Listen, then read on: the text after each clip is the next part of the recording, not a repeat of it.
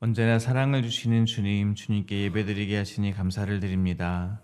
먼저 어제의 날을 자복하며 회개의 기도를 주님께 올려드립니다. 저희들의 행실을 돌아봅니다. 이 세상 사람들과 구별된 삶을 살지 못한 저희들을 예수님의 보혈로 깨끗하게 용서하여 주시옵소서. 또한 오늘 하루를 주님께 올려드립니다. 목마른 사슴이 주님을 찾듯이 오늘도 모든 상황 가운데 주님을 찾게 하옵소서. 우리의 지혜로 결코 담을 수 없는 주님을 발견하며 주님은 위대하시다 선포하는 하루가 되게 하여 주시옵소서. 이 시간 말씀을 전하고 듣습니다. 성령 하나님 인도하여 주셔서 말씀 안에서 살아계신 주님을 만나게 하여 주시옵소서. 이 모든 말씀 예수님의 이름으로 기도하오며 하늘에 계신 아버지, 오늘 제가 주님의 임재 안에서 살고 주님을 더욱더 기쁘시게 하기를 기도합니다. 주 예수님, 오늘 제가 저의 십자가를 지고 주님을 따르기를 기도합니다. 성령님, 오늘 성령님이 저를 충만하게 채워주시고 성령의 열매, 사랑과 희락과 화평과 오래 참음과 자비와 양성과 충성과 온유와 절제가 제 삶 속에서 익어갈 수 있도록 해 주시기를 기도합니다. 아멘. 말씀을 전하겠습니다. 오늘 저희들에게 주신 하나님의 말씀은 마태복음 5장 1절에서 16절까지의 말씀입니다. 저 여러분이 한 절씩 교독하시겠습니다. 예수께서 무리를 보시고 산에 올라가 앉으시니 제자들이 나아온지라. 입을 열어 가르쳐 이르시되 심령이 가난한 자는 복이 있나니 천국이 그들의 것이미요. 애통하는 자는 복이 있나니 그들이 위로를 받을 것이미요. 온유한 자는 복이 있나니 그들이 땅을 기업으로 받을 것이미요. 의에 줄이고 목마른 자는 복이 있나니 그들이 배부를 것이미요. 긍휼히 여기는 자는 복이 있나니 그들이 긍휼히 여김을 받을 것이미요. 마음이 청결한 자는 복이 있나니 그들이 하나님을 볼 것이미요. 화평하게 하는 자는 복이 있나니 그들이 하나님의 아들이라 일컬음을 받을 것이미요. 의를 위하여 박해를 받는 자는 복이 있나니 천국이 그들의 것임이라. 나로 말미암아 너희를 욕하고 박해하고 거짓으로 너희를 거슬러 모든 악한 말을 할 때에는 너희에게 복이 있나니 기뻐하고 즐거워하라. 하늘에서 너희의 상이 큼이라. 너희 전에 있던 선지자들도 이같이 박해하였느니라. 너희는 세상의 소금이니 소금이 만일 그 맛을 잃으면 무엇으로 짜게 하리요. 후에는 아무 쓸데없어 다만 밖에 버려져 사람에게 밟힐 뿐이니라. 너희는 세상의 빛이라. 산 위에 있는 동네가 숨겨지지 못할 것이요. 사람이 등불을 켜서 말 아래 두지 아니하고 등경 위에 두나니 이러므로 집안 모든 사람에게 비치느니라. 이같이 너희 사람 앞에 비치게 하여 그들로 너희 착한 행실을 보고 하늘에 계신 너희 아버지께 영광을 돌리게 하라. 아멘.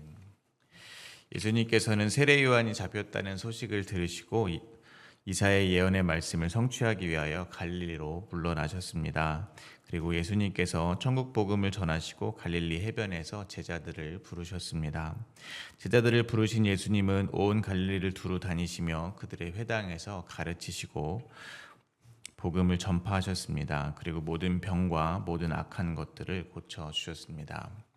이에 갈릴리뿐 아니라 데가볼리와 예루살렘, 유대와 요단강 건너편에서까지 수많은 무리가 예수님께 나아왔습니다. 오늘 본문에서는 예수님께서 복 있는 사람에 대해서 말씀해 주고 계십니다. 오늘 본문은 크게 세 부분으로 나누어서 묵상하겠습니다. 첫 번째 부분은 1절에서 6절입니다. 하나님 나라의 복된 성품에 대해서 말씀해 주고 계십니다. 두 번째 부분은 7절에서 12절입니다. 하나님 나라의 거룩한 관계에 대해서 말씀해 주고 계십니다. 세 번째 부분은 13절에서 16절입니다. 세상을 변화시키는 제자의 소금과 빛으로서의 사명에 대해서 말씀해 주고 계십니다. 우선 첫 번째 부분입니다. 1절과 2절입니다. 예수께서 무리를 보고 산에 올라가 앉으시니 제자들이 나아온지라. 입을 열어 이르시되. 예수님은 천국 복음을 전하셨습니다. 그리고 각종 병에 걸려서 고통당하는 자, 귀신 들린 자, 간질하는 자, 중풍병자들을 고쳐주셨습니다. 그것도 예수님께서 다스리시는 천국에는 죄가 없고 그러므로 죄로 인한 고통도 없다는 것을 보여주시는 것이었습니다. 당연히 사람들은 예수님의 소식을 듣고 예수님께 몰려 나왔습니다. 성경은 자주 제자와 달리 예수님의 어떤 능력을 보고 달려 나온 사람들을 무리로 구분하는 것 같습니다. 아마도 그들은 유대인들이 전통적으로 가지고 있던 메시아 사상을 가지고 있었을 것입니다. 힘 있는 정치적 메시아입니다. 그들이 그런 메시아에게 기대하는 것은 이 땅에서 자신들을 더 힘있게 만들어주는 그런 메시아입니다. 다윗이 다스렸던 이스라엘의 과거에 화려했던 시절로 회복시켜줄 그런 메시아를 기다렸던 것입니다. 그런 기대를 가지고 달려나온 자들은 성경은 무리로 구분하는 것입니다. 그런데 1절을 보면 예수님께서 이 무리를 보시고 산에 올라가시니 제자들이 앞으로 나왔다고 합니다. 무리의 사람들이 예수님의 말씀 함께 들었을 수는 있지만 분명한 것은 예수님의 말씀은 예수님의 부름을 받은 제자들에게 집중되어 있다는 것입니다. 예수님께서 지금 하시려는 말씀이 그럼 무엇이겠습니까? 쉽게 말하면 예수님이 고쳐주신 그런 자들은 저주를 받은 것이 아니라 오히려 복이 있다는 말씀을 하시려는 것입니다. 예수님의 신기한 능력에 매료되어서 몰려왔던 무리의 사람들이 들으면 도대체 이해를 하지 못할 그런 말씀을 하실 것입니다. 그러므로 예수님의 말씀, 이 진리의 말씀은 허락된 자들에게만 들리는 비밀입니다. 마태복음 13장 11절입니다. 대답하여 이르시되 천국의 비밀을 아는 것이 너희에게는 허락되었으나 그들에게는 아니 되었나니. 그러므로 천국의 비밀을 알도록 허락해 주신 주님의 은혜에 오늘도 더욱 감사하게 되시기를 바랍니다. 그리고 예수님께 나온 제자들에게 예수님은 입을 열어 가르쳐 주고 계십니다. 입을 열어라는 구절이 갖는 의미는 권위입니다. 인간 사회에서도 권위자가 말을 할 때 예를 들면 지금부터 사장님이 말씀하십니다 라고 하면 듣는 사람들이 다 주목하게 되어 있습니다. 왜냐하면 말씀하시는 사장님의 권위가 있기 때문입니다. 마찬가지로 예수님께서 입을 열어 말씀하신다는 것은 예수님께서 지금부터 하시는 말씀은 공식적이고 권위 있는 가르침을 시작한다는 선언과 같은 것입니다. 더 나아가 하나님으로서 선언하시는 말씀이므로 지금부터 가르치시는 것은 진리라는 선언과 같은 것입니다. 말하자면 창세기에서 하나님의 이르시되에서 그 이르시되와 같은 권위로 말씀하고 계시는 것입니다. 창세기에서 하나님이 말씀하심으로 세상이 창조되었다면 오늘 본문에서 완전하신 하나님이신 예수님께서 입을 열어 말씀하심으로 이 땅에 하나님 나라의 공동체가 창조되고 있는 것입니다. 제자들은 단순하게 가르침을 받는 정도가 아니라 예수님의 선포로 인해서 복 있는 빛과 소금이라는 새로운 정체성을 부여받게 된다는 것입니다. 그러므로 오늘 예수님의 이 선포를 듣는 저희도 하나님 나라의 백성이라는 새로운 정체성으로 나아가게 되시기를 소망합니다. 3절부터 6절입니다. 심령이 가난한 자는 복이 있나니 천국이 그들의 것이며 애통하는 자는 복이 있나니 그들이 위로를 받을 것이며 온유한 자는 복이 있나니 그들이 땅을 기업으로 받을 것이며 의에 줄이고 목마른 자는 복이 있나니 그들이 배부를 것이며. 예수님은 천국이 가까이 왔다고 선포하셨습니다. 통치자가 있으시고 다스림을 받는 제자들을 부르셨으니 이제 무엇이 있어야 하겠습니까? 새로운 법입니다. 나라에는 그 나라에 맞는 법이 있어야 합니다. 이 세상에도 나라에는 법이 있고 법은 나라를 다스리는 근간이 됩니다.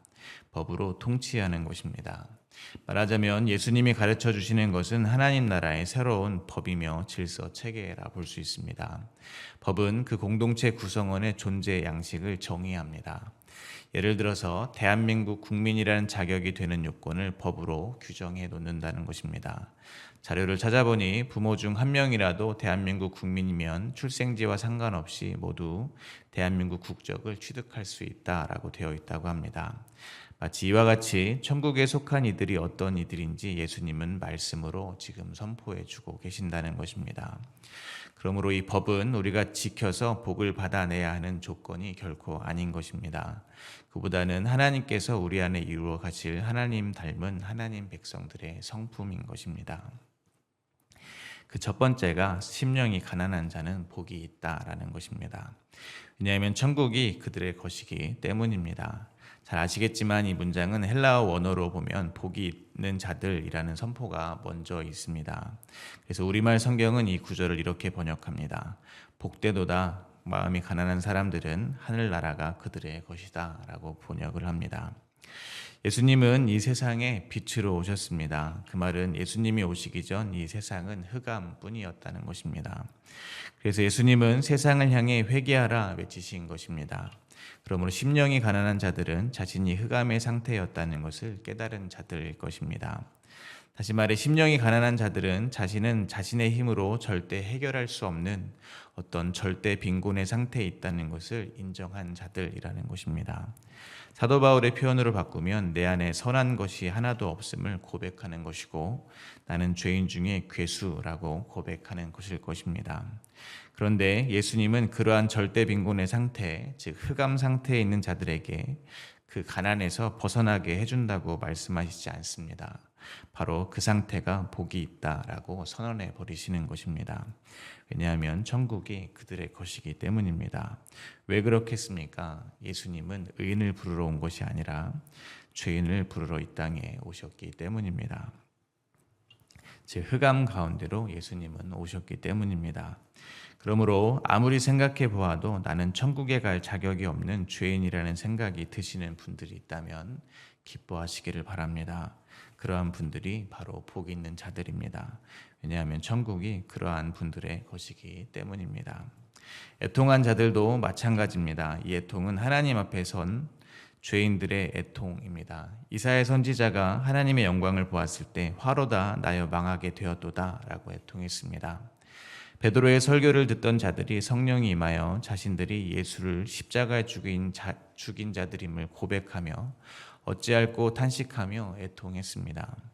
이렇게 자기의 죄는 이 세상의 그 어떤 노력과 방법으로는 결코 해결할 수 없다는 것을 깨달은 자들이 그 절망 가운데서 터져 나오는 것이 애통인 것입니다. 신앙생활을 하시면서 그러한 절망과 애통함으로 괴로운 나날들을 만약 보내고 계시다면 역시 기뻐하시라는 겁니다. 왜냐하면 그분들이 천국에서 하늘의 위로를 받게 될 분들이라는 것입니다. 왜냐하면 다시 말씀드리지만 예수님은 죄인을 부르러 오셨기 때문입니다. 그럼 온유한 자는 누구겠습니까? 예수님은 마태복음 11장 29절에서 나의 마음은 온유하고 겸손하다라고 말씀하셨습니다. 예수님은 그 온유한 마음으로 그럼 무엇을 하셨습니까? 하나님과 본체이셨지만 하나님과 동등됨을 취하지 않으시고 십자가에서 죽기까지 순종하셨습니다. 쉽게 말하면 온유한 예수님은 하나님께서 너 죄인해 하시니 죄 없는 이가 죄인이 되셔서 죽으신 것입니다. 그러므로 온유한 자는 하나님의 뜻에 순종하는 자입니다. 그럼 예수님이 이 땅에 오셔서 하신 말씀이 무엇입니까? 회개하라 였습니다. 그럼 회개하는 것은 예수님이 지실 그 십자가는 바로 내가 져야 할 나의 십자가라는 사실을 인정하고 고백하는 것이 될 것입니다. 그러므로 온유한 자는 하나님께서 나를 죄인으로 폭로하실 때 예, 맞습니다 하는 사람입니다. 그럼 온유한 자의 반대편에 있는 사람들은 누구겠습니까? 마음이 강팍한 사람들입니다. 그들은 하나님 앞에 자기의 죄를 자복하고 회개하지 못합니다. 그러므로 지금 예수님이 지신 이 십자가가 바로 죄인인 내가 짊어졌어야 할 십자가였음을 고백하는 분들이 계시다면 또다시 기뻐하시기를 바랍니다. 왜냐하면 하나님의 기업을 얻게 될 것이기 때문입니다. 같은 맥락으로 의에 줄이고 목마른 자를 생각해 볼 수 있습니다. 성경은 의인은 없나니 하나도 없다라고 말씀하셨습니다. 그러므로 자기의 힘과 노력으로 쌓는 의는 금방 또 저희를 줄이게 하고 목마르게 할 것입니다. 그러므로 끝내 자신의 힘으로는 하나님께 나아갈 수 있는 그 의로움에 결코 닿을 수 없다는 것을 깨달으니까 줄이고 목마른 의는 무엇이겠습니까? 바로 예수 그리스도께서 십자가에서 완성하시고 전가해 주시는 그 의로움일 것입니다. 그러므로 의에 줄이고 목마른 이는 바로 자신에게는 어떠한 의로움도 없다는 것을 고백하는 죄인들입니다. 그러므로 만약 보는 사람이 없을 때 물을 몰래 기르러 갈 수밖에 없는 사마리아 여인처럼 자신의 불의함을 고백할 수밖에 없는 분들이 계시다면 기뻐하시기를 바랍니다. 예수님께서 완성하신 그 의로움으로 저희는 배가 부를 것이기 때문입니다. 이어서 두 번째 부분입니다. 먼저 7절입니다. 긍휼히 여기는 자는 복이 있나니 그들이 긍휼히 여김을 받을 것이며. 하나님 나라의 백성, 즉 복된 자들은 긍휼히 여기는 자들이라고 말씀하십니다. 긍휼이라는 말은 자신에게는 그 어떤 결정권도 없고 오직 상대방의 처분에 따를 수밖에 없는 자들이 마지막으로 할 수 있는 말인 것 같습니다. 용서해 달라는 말조차 면목이 없어서 도저히 할 수 없는 그런 상태입니다. 완전히 낮아진 상태입니다. 그럼 누굴 먼저 긍휼히 여겨야겠습니까? 이웃이겠습니까? 이웃도 되겠지만 저는 먼저 자기 자신을 긍휼히 여겨야 한다고 생각합니다. 즉 자신은 누군가의 긍휼의 은혜를 입지 않으면 안 되는 그런 상태인 것을 인정하는 것입니다. 그런 자가 누구의 긍휼을 입겠습니까? 바로 예수 그리스도의 긍휼을 입는 것입니다. 1만 달란트 빚을 탕감받는 것입니다. 그러므로 만약 하나님의 긍휼을 입지 않으면 도저히 가망이 없다고 느끼시는 분들이 있으시다면 기뻐하시기를 바랍니다. 하나님의 긍휼의 은혜가 저희들에게 임할 것이기 때문입니다. 그러므로 하나님 나라의 공동체는 하나님의 긍휼을 입은 자들이 모여서 서로를 긍휼하게 여기는 곳일 줄 믿습니다. 8절입니다. 마음이 청결한 자는 복이 있나니 그들이 하나님을 볼 것이며. 청결하다라는 것은 있어야 할 자리에 그대로 제대로 있는 것이 청결한 것입니다. 아무리 깨끗한 신발이라도 냉장고 안에 들어가 있으면, 즉 있어야 할 자리가 아닌 다른 곳에 있다면 그것은 불결한 것입니다. 그러므로 마음이 청결한 것은 마음이 자기 자리에 있는 것입니다. 피조물은 피조물의 자리에 있어야 하고 창조주이신 하나님은 창조주의 자리에 있어야 하는 것입니다. 피조물이 피조물의 자리에 있고 있을 때 창조주이신 하나님이 비로소 보이게 된다는 것입니다. 피조물이 피조물의 자리를 이탈하여 하나님처럼의 자리에 올라 있으면 어떻게 되겠습니까? 하나님을 볼 수가 없다는 것입니다. 말 그대로 자신이 하나님이 되어서 그들의 눈을 가리기 때문입니다.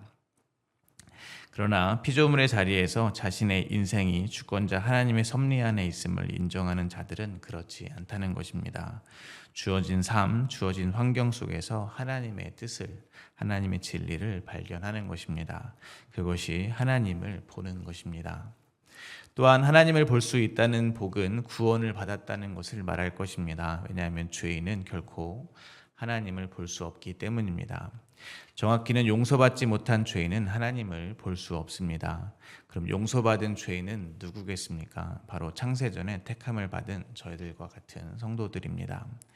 따라서 마음이 청결한 것은 결국 죄사함 받는 것입니다. 마음의 청결은 단순히 마음을 비우고 정신을 수양해서 이룰 수 있는 것이 아니라는 말입니다. 죄사함을 받는 과정은 간단히 말해서 죽고 다시 살아나는 겁니다. 예수 그리스도의 십자가에서 함께 죽고 예수 안에서 다시 사는 것이 비로소 마음이 청결해지는 것입니다. 그러므로 마음이 청결해지는 것은 마음 수양이 아니라 예수님의 새 마음으로 갈아 끼우는 것입니다. 이어서 9절부터 12절입니다. 화평하게 하는 자는 복이 있나니 그들이 하나님의 아들이라 일컬음을 받을 것이요 의를 위하여 박해를 받는 자는 복이 있나니 천국이 그들의 것임. 나로 말미암아 너희를 욕하고 박해하고 거짓으로 너희를 거슬러 모든 악한 말을 할 때에는 너희에게 복이 있나니 기뻐하고 즐거워하라.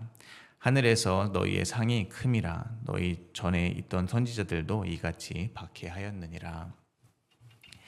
예수님은 복 있는 자들은 어떤 이들인지 계속해서 선포해주고 계십니다. 화평케 하는 자입니다. 먼저는 당연히 하나님과의 화평입니다. 하나님과 화평은 예수 그리스도의 십자가로 이루어진 것입니다. 그러므로 예수 그리스도의 복음을 전하는 자들이 곧 화평케 하는 자들일 것입니다. 그리고 그렇게 예수 그리스도의 복음을 전하는 것이 곧 의를 전하는 것입니다. 의를 위하여 사는 것입니다. 그런데 예수님도 이렇게 말씀하셨습니다. 너희가 예수 그리스도의 복음을 전하면 세상이 핍박할 것이라고 하셨습니다. 왜냐하면 예수 그리스도의 복음은 예나 지금이나 사람들의 모든 종교적인 열심이나 선한 행위 등을 아무것도 아닌 것으로 만들어 버리기 때문입니다. 그러므로 예수님을 전하면 예나 지금이나 세상에서 환영받지 못합니다.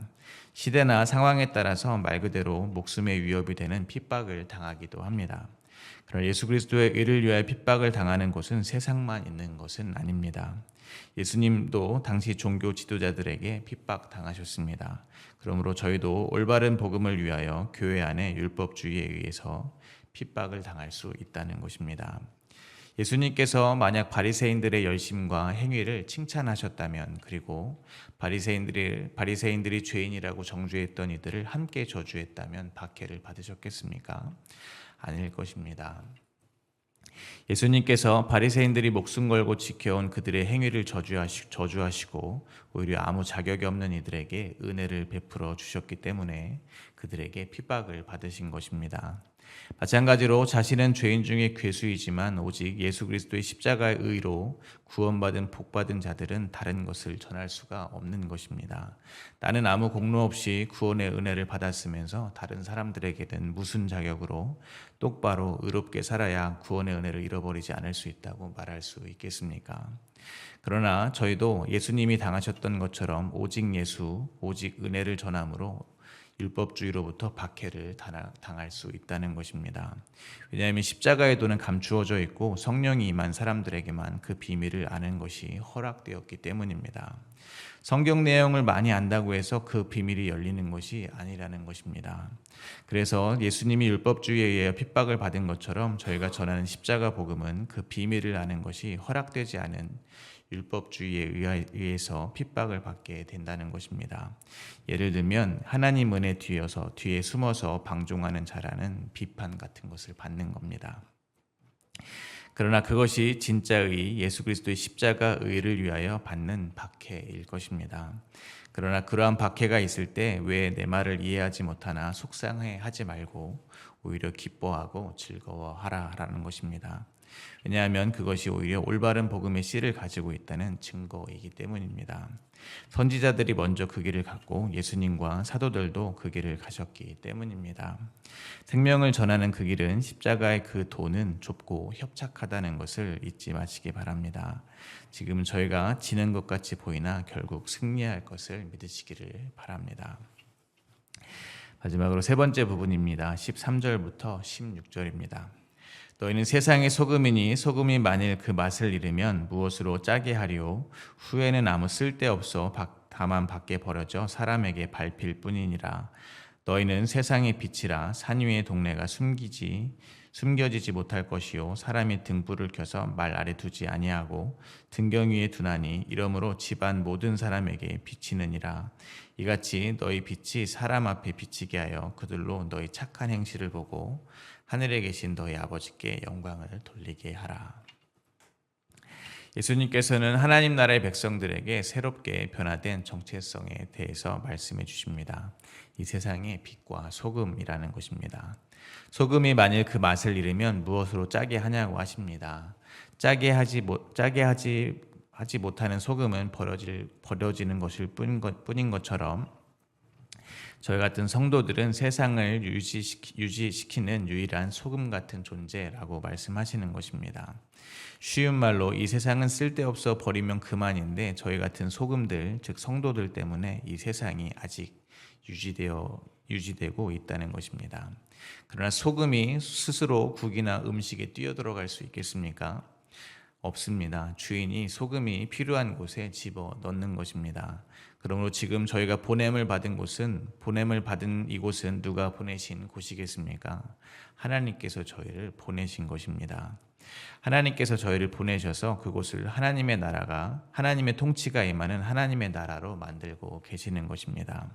사람들에게 이곳에 임하여 계시는 하나님의 언약을 보게 하는 것이 바로 소금의 역할인 것입니다. 마치 여호수아와 갈렙이 모두 실망하고 좌절한 가나안 땅을 보고 그곳에 임하여 있는 하나님의 약속을 선포하는 것과 같은 것일 것입니다. 또한 예수님은 하나님의 백성들을 빛이라고 선포하십니다. 숨겨놓을 수 없는 빛입니다. 왜 그렇겠습니까? 저희 안에 진짜 빛이신 예수 그리스도가 계시기 때문입니다. 하나님께서 저희를 들어 빛을 비추시어 사람들로 하여금 저희의 착한 행실을 보게 하신다고 합니다. 빛을 비추면 사람들이 그것 보는 것이 무엇이겠습니까? 빛을 보는 것입니다. 빛이 누구입니까? 예수 그리스도입니다. 그러므로 저희가 내어놓는 착한 행실은 예수 그리스도를 믿는 믿음인 것입니다. 말씀을 맺겠습니다. 16절을 다시 한번 묵상합니다. 16절입니다.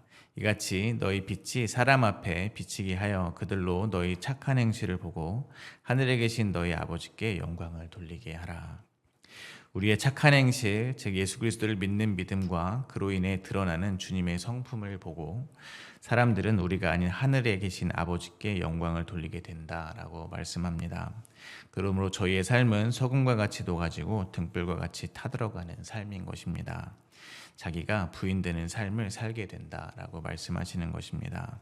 그러나 그것이 이 땅에서 천국 백성이 살아가는 유일한 삶의 방식이라는 것을 잊지 마시기를 바랍니다. 저희는 날마다 쇠하여지고 오직 그리스도의 이름만 높아지는 삶을 살게 되시기를 간절히 기도드립니다. 오늘 주신 하나님의 말씀을 생각하며 함께 묵상하며 기도하겠습니다.